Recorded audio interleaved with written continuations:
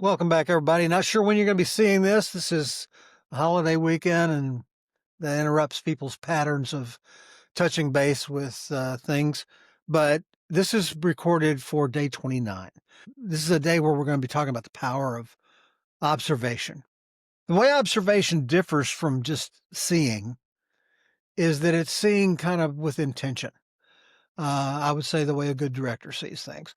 Now, I have been a director of theater and motion pictures, film, since I was probably about 7, when I started my first little operation on radio and started understanding how what we were doing had an impact on people by looking at the folks I was working with who were watching me and how it was affecting them. It wasn't that I got my lines right, is that they were watching my wheels turn. And that caused me to realize that there are wheels turning.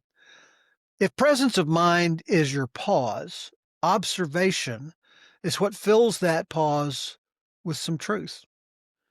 I'm going to take you back to something that I leaned on, and I learned it on set a bunch of years ago. It's not the biggest light or the expensive camera that makes a shot work.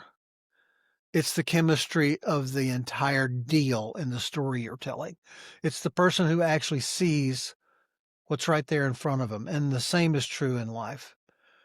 Most of us don't walk through the world observing. We walk through predicting, defending, assuming, reacting. Observation, though, is different. It says, now, hang on, what's actually going on here?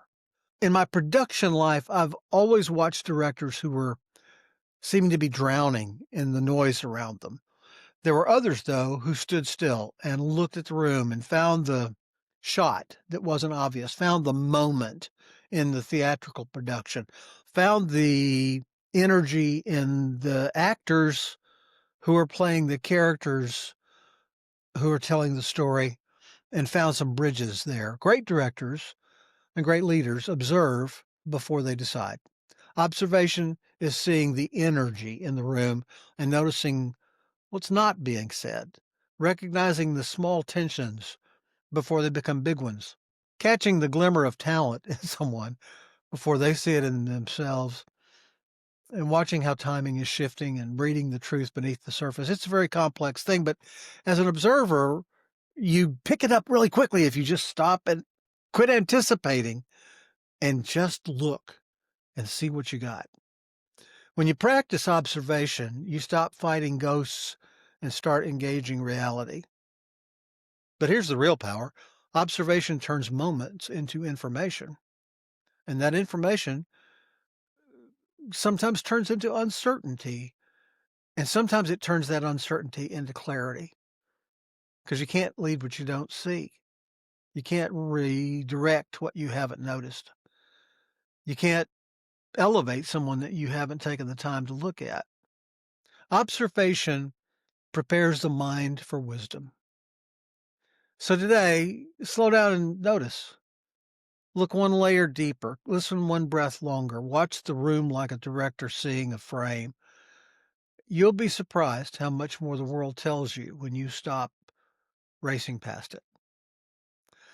Now, tomorrow is the last day of November, day 30. We're going to be talking about interrupting momentum, because once you observe the truth, you must be able to stop the slide long enough to change it. We're also going to mess around with the idea of pattern interruption and the hypnotic effect that that has on the ability of the person to receive what you are sending when you're trying to throw a catchable pitch. Okay, that's it for me today. Steve on Story. I'll see you tomorrow.